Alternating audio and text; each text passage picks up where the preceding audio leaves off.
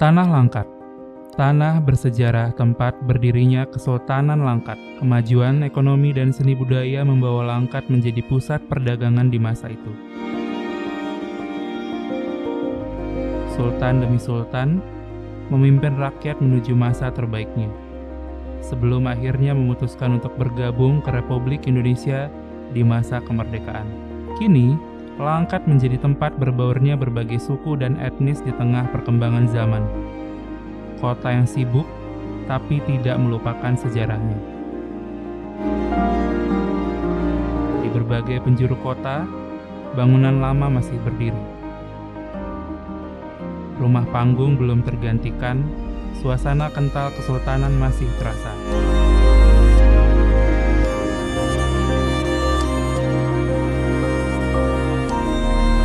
Seperti setiap kisah sejarah, banyak hal yang belum terungkap dan masih jadi tanda tanya dari sejarah Kesultanan Langkat, khususnya di fase kemerdekaan Indonesia. Ikuti perjalanan kami menemukan sejarah yang tersisa.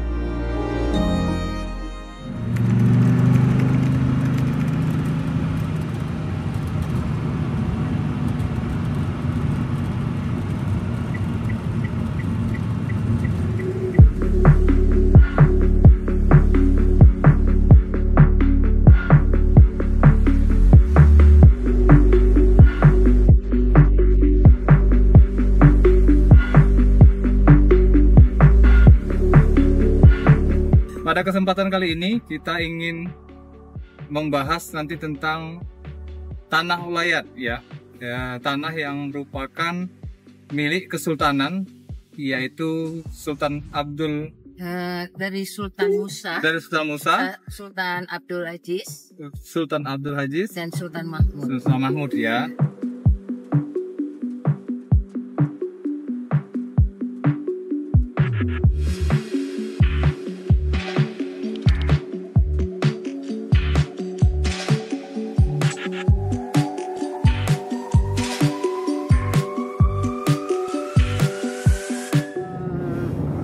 Apa yang menjadi hak daripada ahli waris Kesultanan Langkat, kalau bisa mohon dikembalikan. Setidaknya kalaupun memang tanah-tanah itu sudah dipakai oleh perusahaan-perusahaan yang memakai tanah itu yang tidak mempunyai alasak daripada kesultanan atau surat konsesinya yang Kesultanan Langkat keluarkan, itu harusnya diberikan kepada ahli warisnya kompensasi dari sudah berapa ratus tahun dari istilahnya dari Sultan Mahmud meninggalkan. Sultan itu kan berini sampai tahun 1942. Ini dihitung dari sultan yang mana? Dari Sultan Musa lah. Konsesi dari Sultan Musa. Dari Sultan Musa, Sultan Aziz, baru Sultan Mahmud. Tapi kan kedudukan sultan di Belanda, pemerintahan Belanda itu sampai 1942. 1942 tercatat di situ ya? Ya, jadi setelah 1942 inilah meninggalnya Sultan Mahmud 1948, itulah dihitung perusahaan-perusahaan yang memakai tanah daripada Kesultanan Langkat itulah dihitung berapa yang mereka harus ganti rugi, memberikan kompensasi kepada. Kurang lebih 2 jam perjalanan kami tempuh menuju kota Tanjung Pura, ibu kota dari Kabupaten Langkat. Melewati jalan tol yang di kanan kirinya perkebunan kelapa sawit dan pemukiman warga bergantian kami lintasi. Di tengah panas terik matahari yang menjadi ciri khas Kabupaten Langkat.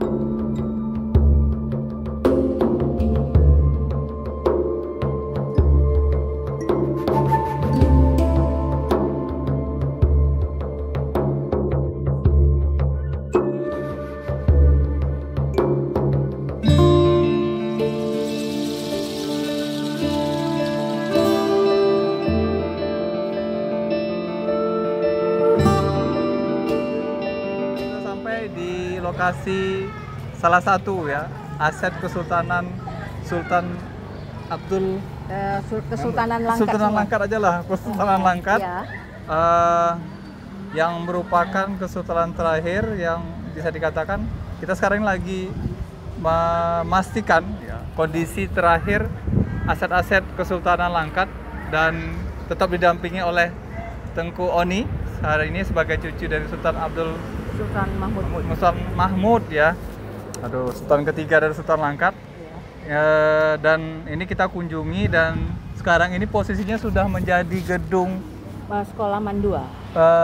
sekolah Mandua. Madrasah Aliyah Negeri 2 Langkat. Nah, mudah-mudahan nanti bisa kita ngobrol-ngobrol juga sama pihak sekolah, kepala sekolahnya juga, sambil ngobrol-ngobrol. Dan ikuti kami terus di channel Naira Studio Podcasting. Juga tetap bersama Datuk Yan Juna pada sore hari ini, siang hari ini ya. Habis ini kita makan siang loh pokoknya. Oke, kita lanjut melihat langsung ya, deh. Izin sambil ngobrol dulu sama Bapak Kepala Sekolah. Ya. Assalamualaikum. Saya bukan Oh. kepala sekolahnya, saya cuma wakil. Wakil Kepala Sekolah. Kebetulan Ibu Dengan Bapak Kepala- siapa nih? Pak Madian. Pak Madian. Assalamualaikum Pak. Waalaikumsalam Mohon warahmatullahi izin nih, kami mendadak kemarin ceritanya Kita dari Naira Podcasting Ah. di Medan. Kebetulan kita salah satu channel podcast di Medan yang hari ini berkegiatan untuk terkait dengan sejarah Kesultanan Langkat. Ya. Jadi berdasarkan informasi dari salah satu cucu Sultan terakhir, dia menyatakan kita coba lihat-lihat dulu apa namanya wilayah Di lokasi kita di Mandua Langkat Mandua ya. Langkat ini yang dulu sempat menjadi Tapak tapak istana. istana, betul ya. Boleh dari Cikgu mungkin ada yang mau ditanyakan dengan Ya mohon didampingi lah Ah. dan diberi keterangan tambahan. Jadi biar melengkapi apa yang menjadi tujuan kita tadi. Siap. Dan gak usah berasa lagi. ya kurang lebih paling sekitar 30 menit paling lama. Tahu sejarah.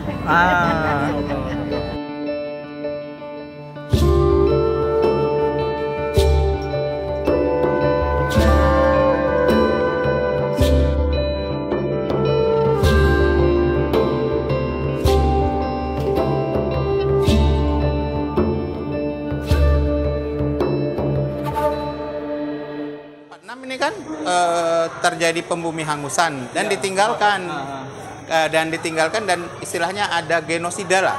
Kesultanan itu kan dihabisin sehingga keluarga-keluarga sultan ini kan takut. Iya. Sehingga bangunan itu terbengkalai.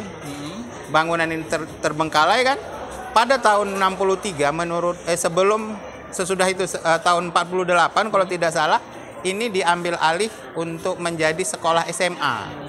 Nama SMA-nya apa, Pak? SMA negeri kita yang sekarang nih. sekarang. SMA negeri. Kalau di sana dulu yang SMA negeri yang sekarang ini itu adalah SMA Cina.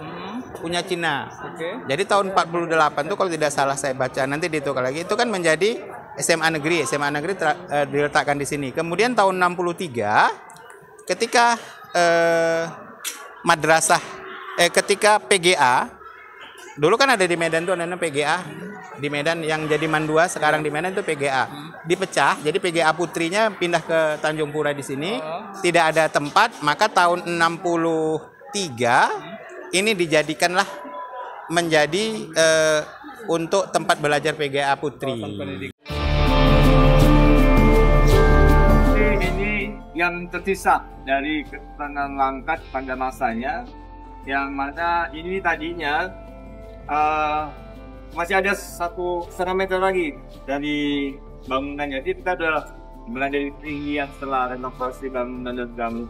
Tapi ini hanya bagian dari istananya. Iya, istananya lah itu, tapi nggak begitu inilah, mereka lebih ininya di sini gitu. Karena itu mungkin belakangnya daripada istana, ya kan? PGA itu. Nah ini baru dibangun ini. Di dalamnya tuh sumur ini. Ini. Dijadiin. Itulah dijadiin kelas jadinya. Sumurnya ditutup. Iya. Terus inilah, ini terowongan ini kan sampai ke depan sana itu. Sampai cabai hijau itu ya kan. Sampai ke museum. Jadi sultan-sultan tuh kalau mau itu ya ke sana melalui terowongan. Mereka sampai mau kemana aja supaya kalau tidak dilihat masyarakat melalui sinilah.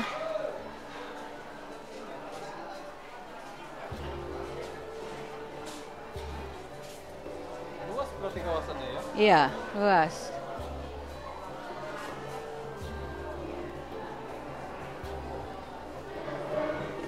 Dulu penjaga sekolah ini suka melihat itulah putri-putri, nggak tahu putri kerajaan dari mana naik ke istana mereka, seperti jalan gitu, masuk ke istana. Di kepala sih perlihatkan istananya sama penjaga suka cerita kan. Sebelum dikelola jadi bangunan sekarang? Udah jadi penjaga sekolah. Cuman yang tempat itunya penjaga itu kan udah dibongkar ya kan, bangunan lamanya. Istana yang megah,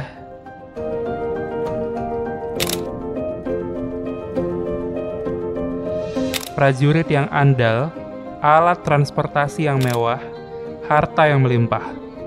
Kesultanan Langkat menjadi salah satu yang terbaik di masa itu. Sebagai buktinya, saat Belanda datang ke Sumatera Timur, alih-alih menjajah, Belanda berpikir ulang dan memilih menjalin kerjasama dengan pihak kesultanan.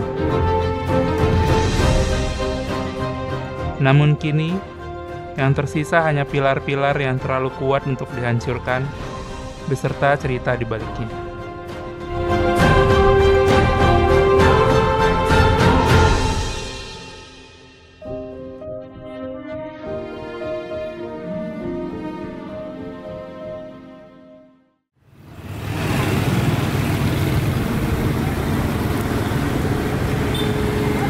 Kita sudah berpindah dari lokasi istana pertama, Darul Aman, yang nama istananya Darul Aman, yang merupakan istana pertama Sultan Musa dan Sultan Abdul Aziz sama Sultan Mahmud. Tapi kemudian Sultan Mahmud membuat istana sendiri, singgahsana baru sendiri di seberang, ya berjarak sekitar 100 sampai 50 meter lah dari lokasi. Tapi yang memang tadi kalau kita lihat ada akses dari istana pertama ke seluruh wilayahnya, di mana kemudian pihak kerajaan atau pihak kesultanan itu bisa keluar tanpa harus diketahui oleh pihak masyarakat.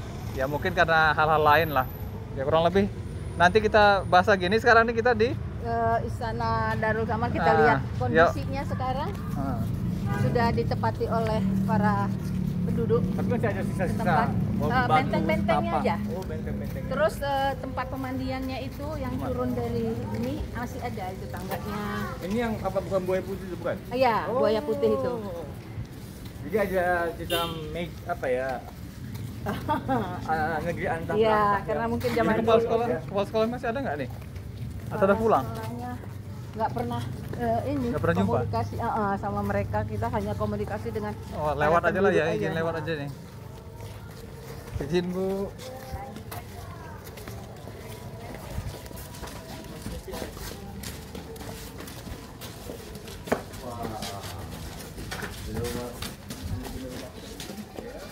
Iya, sudah ditempati oleh, dan mereka mengakui mereka sudah punya sertifikat. Dia kan tapi dari mana gitu loh sertifikatnya, pembuatannya, ya kan? Iya. Tanyakan ya. Makanya.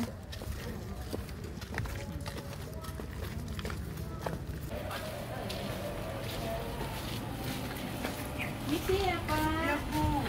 Apa? Belakang. Istana.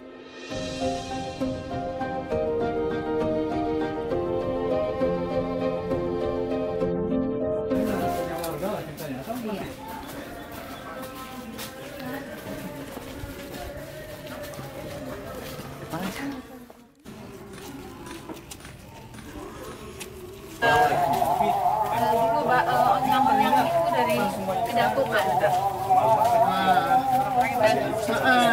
Dulu onyongnya tidak sesuai itulah yang menyebabkan ini. Nah, satu kolam mandinya Putri, kolam besarnya itu Sungai Mati.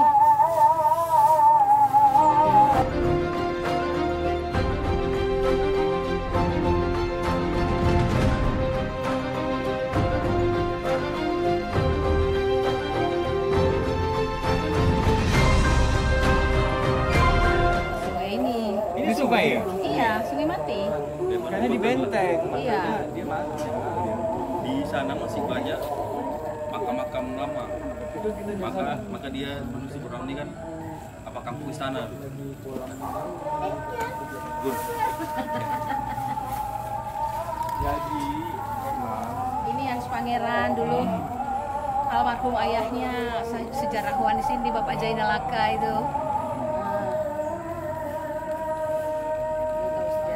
Adalah tapak jenis tapak yang sudah kita lalui akan tutup. Ini penjara ini penjara Tanjung Pura. Jadi ini tempat para tahanan-tahanan. Jadi kita jalan motor ke depan, jalan bebas, jalan besar langsung ke museum. baik, kita lanjut ya dari lokasi pemandian putri-putri tadi. Yang ini di sebelah kanan, ya, bisa di yang di sebelah kanan ini. Sungai yang dimatikan untuk aktivitas kegiatan putri mandi di setiap malam Jumat informasinya. Nah, apakah seminggu sekali atau sebulan sekali? Teknisnya kurang tahu, tapi itulah aktivitas di sini. Sehingga memang antara jarak istana pertama, kedua dengan lokasi pemandian ini cukup dekat. Ya, hanya berkisar sekitar 100 sampai 150 meter dari kondisi istana. Oke, kita lanjut ini ke museum yang bisa kita tempuh dengan kaki dari putar dari belakang. Oke.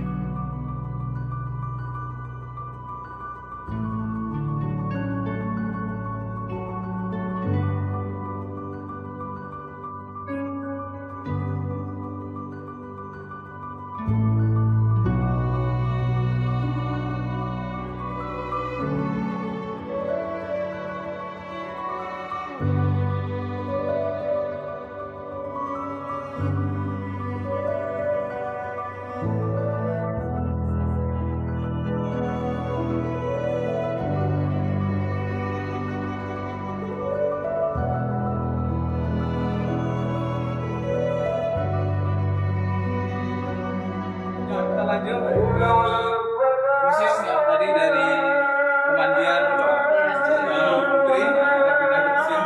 Sekali lagi kami sampaikan lokasi museum yang sampai 1 kilo ya. Iya. Kelilingnya ya, kurang lebih 1 kilo sampai kepada titik museum ini.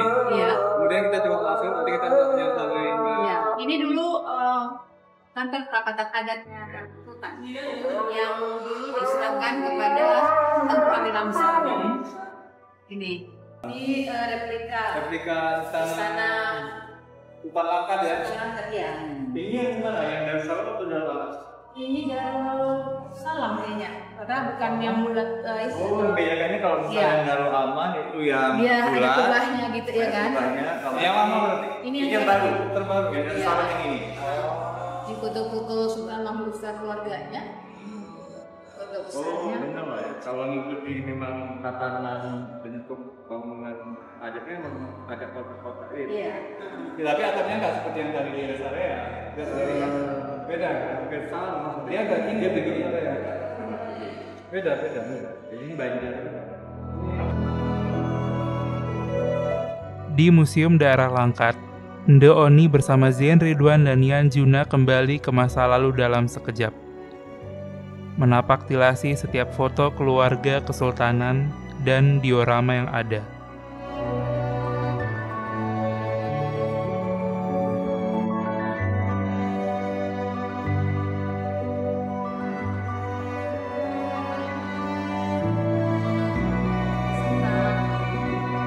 Anaknya Tengku Amir Hamzah, perempuan di Tengku Kahura, bersama cucu-cucunya itu, bersama anaknya yang kecil, padahal itu cucunya di Tengku Kahura itu ya kan, karena anaknya dari anaknya Sultan Mahmud yang paling tua, Kamalia. Yang di atas. Yang itu, berdiri. yang berdiri. Terus yang di pangkunya itu anaknya yang ke-13 dari istri yang kedua. Yang berdiri di hanya itu anaknya Sultan Mahmud dari istri yang ketiga. Satu itu masih kecil-kecil. Mereka belum tahu lah waktu kejadian revolusi itu ya kan. Ya. Ini posisi foto diambil di rumah yang di Medan. Medan ya. Yang sekarang Sun Plaza.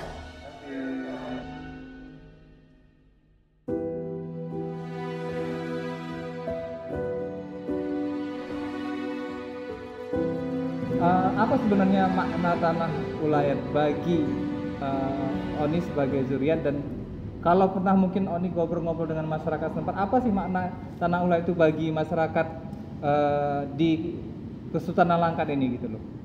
Tanah Ulayat itu sebenarnya kan tanah konsesi dari Belanda gitu ya kan, di mana antara Sultan dengan Belanda itu ada satu keterikatan kontrak politik juga gitu.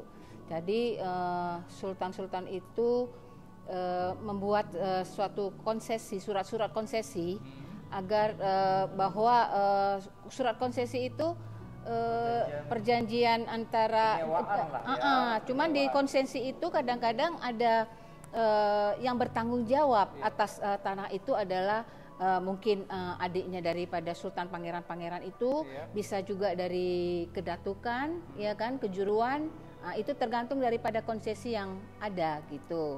Jadi kadang-kadang dari konsesi itu juga bisa Sultan itu menghibahkan juga kepada masyarakat juga yang nggak punya ini, tapi dengan catatan tidak boleh dijual, ditepatin oleh mereka. Saja ya, dimanfaatkan sama. Tapi bagi seorang zuriatnya Ndeoni ini, memaknai tanah Ulayat itu saat ini tuh gimana gitu loh? Ini kondisi kan sekarang udah nggak nampak, cuma ya sedih aja gitu, karena kami sebagai cucu sultan atau cicit daripada sultan yang dikenal banyak orang, bukan soal sahnya, tapi sultan yang dikenal kaya raya, punya segalanya, tapi anak cucunya itu tidak mempunyai rumah gitu. Karena apa? Karena semua diambil, ya kan, tanpa sepengetahuan kami. Padahal kami mempunyai surat-suratnya semua, ya kan, peta-petanya gitu. Tapi kenapa mereka yang mengambil itu tidak mengembalikan? Nggak usah kan mengembalikan lah. Kompensasinya mereka itu terhadap kami para juriat dari Kesultanan Langkat ini, tolong diperhitungkan. Rapatan ini kan dia dipakai pada masa Kesultanan Langkat kan sebelum kemerdekaan. Betul. Ya, jadi setelah kemerdekaan, tepatnya ada dua versi sih, tapi yang saya ketahui di tahun 47 pada saat agresi militer Belanda pertama, ini termasuk salah satu bangunan yang di bumi hanguskan oleh pejuang-pejuang itu. Tapi selamat ya? Iya, karena struktur bangunannya yang sangat kokoh. Ya. Kalau kita lihat dinding-dinding dan tiangnya, tebalnya tidak seperti bangunan sekarang kan. Jadi yang rusak bagian atapnya saja. Makanya kubahnya ya? Kubahnya yang rusak. Dibom lah, istilahnya dibom ya? Dibom. Nah, tujuannya dibom itu sebenarnya supaya jangan diduduki oleh tentara Nika Belanda. Jangan berkantor lah ya. Jadi kalau dalam buku sejarah yang ada di Langkat gitu kan, ini termasuk dari salah satu dari 17 bangunan gedung yang dihancurkan, termasuk istana-istana Kesultanan Langkat. Nah, jadi oleh pejuang. Jadi dari yang saya ketahui bukan pada saat revolusi sosial itu dihancurkan istana itu. Istana itu di tahun 46 itu dikuasai oleh pihak komunis, dijarah, tetapi tidak dihancurkan. Yang dihancurkan itu pada saat tahun 47 pada saat agresi militer pertama Belanda. Dengan tujuan supaya tahun setelahnya ya? Iya, supaya tidak diduduki Belanda. Nah, jadi rumah-rumah yang besar-besar, bangunan-bangunan besar, istana ada 2, rumah-rumah tengku-tengku pangeran gitu kan, itu dihancurkan, termasuk ini. Ya, jadi ini makanya kalau di depan ada foto ketika bangunan ini tidak ada kubahnya, makanya digelar bangunan hitam. Lantas ini terus terbengkalai sampai tahun 70-an, ya baru ada mulai renovasi lah, mulai renovasi, ada perbaikan dan digunakan menjadi beberapa kali bangunan pemerintah. Ada kantor camat, kantor bupati sementara, kantor puskesmas pembantu, sampai akhirnya di tahun 2000 ini diusulkan karena ini tidak terpakai lah, bisa dibilang diusulkan, diusulkan menjadi Museum Daerah Kabupaten Langkat. Tapi apakah ini ada hubungannya dengan bentuk apresiasi pemerintah terhadap keberadaan atau eksistensi Kesultanan Langkat sebelumnya? Awalnya kan memang untuk mengenang pahlawan nasional Tengku Amir Hamzah. Makanya sebelum pahlawan dari Tanah Langkat. Betul. Makanya sebelum namanya Museum Daerah Kabupaten Langkat oleh oleh perintis yang membuat ini jadi museum, namanya dulu mau diusulkan Museum Tengku Amir Hamzah, tetapi karena kekurangan bahan-bahan peninggalan dari atau barang-barang peninggalan Tengku Amir Hamzah, akhirnya barang-barang yang lain termasuk barang-barang budaya, barang kesenian dimasukkan ke sini. Akhirnya oleh pemerintah dibuatlah namanya Museum Daerah Kabupaten. Sebenarnya sebagian barang-barang dari Tengku Hamzah ini bisa kita lihat di salah satu ruangan ini. Kami melanjutkan perjalanan ke Masjid Azizi, kurang lebih 100 meter dari museum. Di kompleks masjid yang sangat berarti untuk warga Langkat ini, terdapat makam dari keluarga Kesultanan Langkat, juga makam Tengku Amir Hamzah.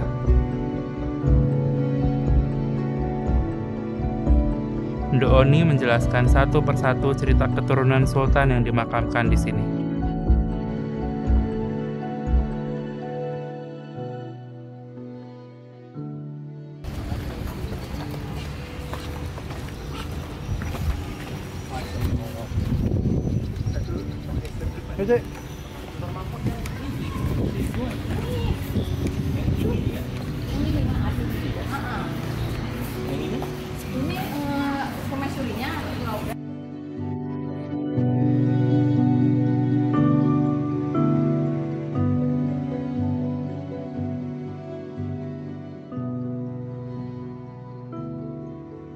Assalamualaikum.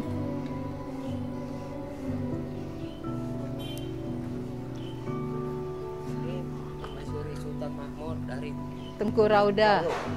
Dari ini Anjuna.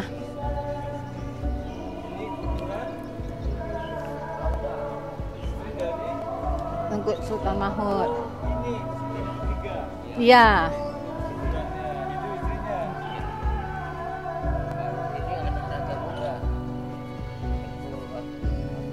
Olotia. Oh, ini Onyang Olotia. Oh. Raja Muda Delhi, istri dari Sultan Aziz.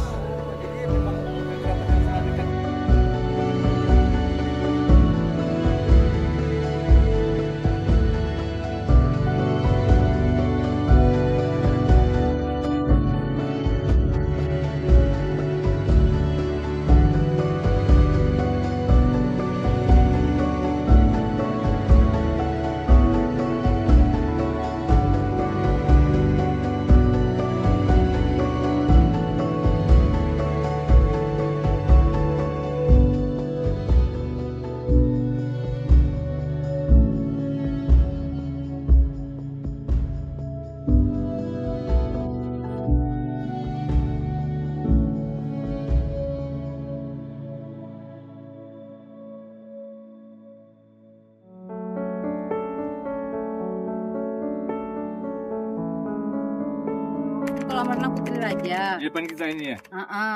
Jadi Putri Raja pada berenang di sini kalau mereka ingin berenang bersama dayang-dayangnya. Tetapi setelah revolusi, disinilah harta-hartanya Sultan Mahmud sebelum dia tahu revolusi itu untuk dibuang kemari. Dan karena ada perkelahian, perseteruan antara pengawal kesultanan dengan komunis, akhirnya mayat-mayat itu dibuang ke dalam kolam ini. Ya, jadi harta-harta tadi tertimbun bersama mayat-mayat yang ada dalam sini. Ini pernah coba dibersihkan atau tidak bisa karena beko aja datang kemari itu mereka nggak sanggup. Mereka minta pulang karena enggak keras, tiba-tiba mereka pusing kepala. Berapa banyak pun yang mencoba tidak bisa untuk mengapakan ini. Memang harus secara batin mungkin bersama juriat ahli warisnya juga ya kan, buat selamatan atau apa ke Mari ya kan, tradisi itu yang harus dijalani supaya ini bisa diiniin. Kan kita juga rencananya kolam ini mau dibuat apa, memang kolam juga atau memang harus dibuat sesuatu yang berguna buat masyarakat di sini. Ada tangga turun ke kolam atau ada Dari ujung sini lah. Iya, dari ujung situ.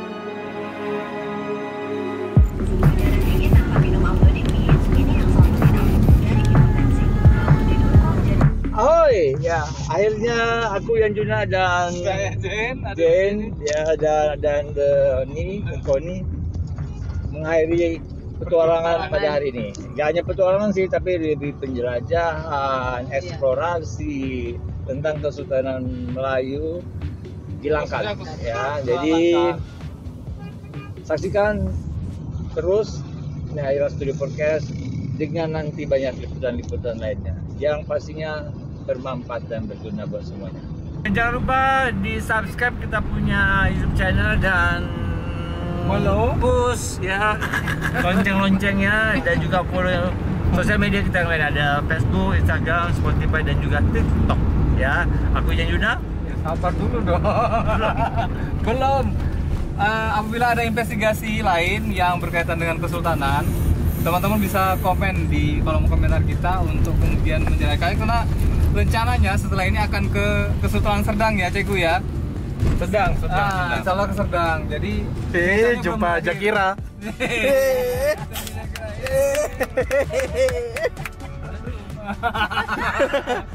Jadi yang mudah-mudahan ini berproses ya, untuk kesulitan juga khususnya Pak Melayu dimanapun saling support, dan memang kita butuh membuka sejarah ini agar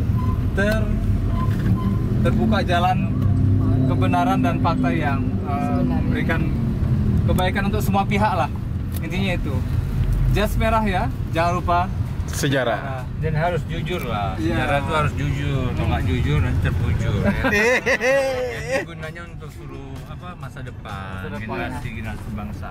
Kelas. Aku Yan Juna. Dan saya Jen, mohon undur diri. Iya. Terima kasih. Assalamualaikum Assalamualaikum warahmatullahi wabarakatuh. Ahoy.